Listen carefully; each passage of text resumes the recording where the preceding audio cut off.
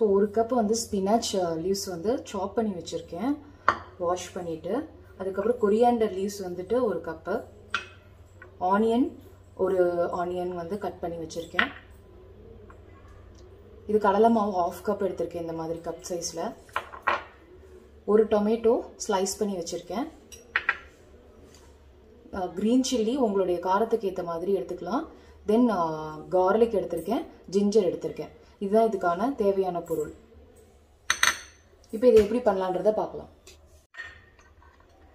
இது ginger, garlic, chilli இது 3 இருக்குது. இப்போ இது 3த்தையும் நம்ம வந்து மிக்சியில் போட்டு பேஸ்ட் பண்ணிக்கலாம்.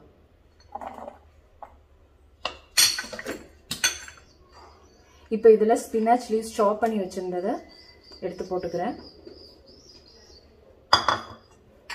தென் ஆனியன், கொரியாண்டர்,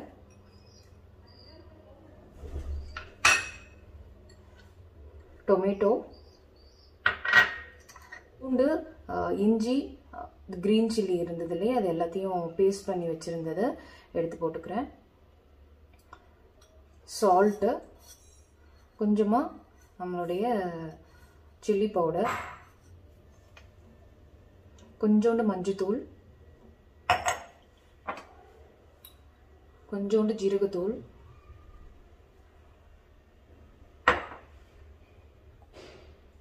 மல்லித்தூள். நெக்ஸ்ட் கடலை மாவு போட்டுக்கலாம்.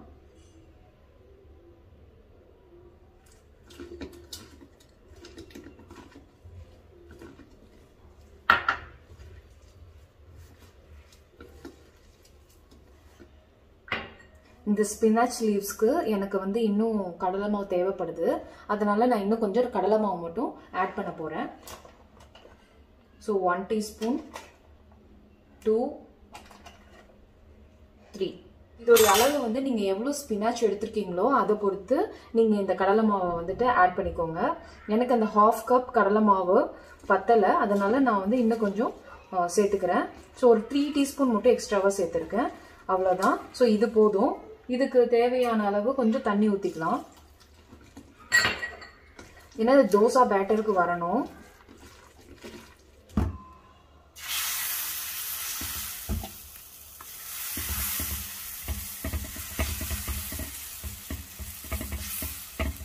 திக்காக ஊற்றுங்க, கொஞ்சம் திக்காகவே ஊற்றுங்க, இல்லைன்னா திருப்பி போடுறப்ப இது வந்து கொஞ்சம் பிஞ்சிடும்.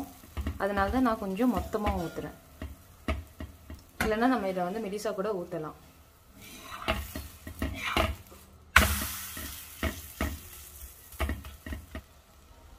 கொஞ்சம் ஆயில் சேர்த்துக்கலாம்.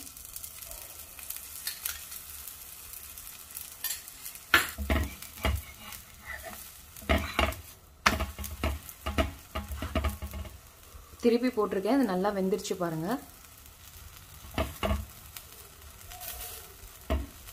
நான் ப்ரெஸ் பண்ணுறப்பையும் எந்த மாவுமே இதில் வந்து ஒட்டவே இல்லை.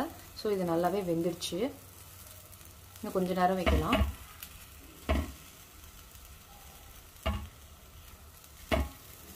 எப்பயுமே இந்த மாதிரி தோசையில் வந்து சைடில் தான் கொஞ்சம் வேக லேட் ஆகும். ஸோ சைட்லேயும் லைட்டாக ப்ரெஸ் பண்ணி பாருங்கள். ஸோ இப்போ ப்ரெஸ் பண்ணி பார்க்குறப்ப இங்கே பாருங்கள், இது இன்னும் இந்த சைடில் இன்னும் கொஞ்சம் வேகலை, அதனால் கொஞ்சம் நேரம் இருக்கட்டும்.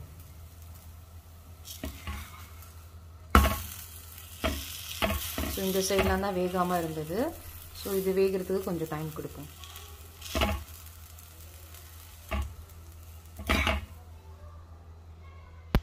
ஸ்பினாச் தோசை ரெடி ஆயிடுச்சு. இந்த மாதிரியான ஹெல்த்தி ரெசிபீஸை நெக்ஸ்ட் வீடியோவில் பார்க்கலாம்.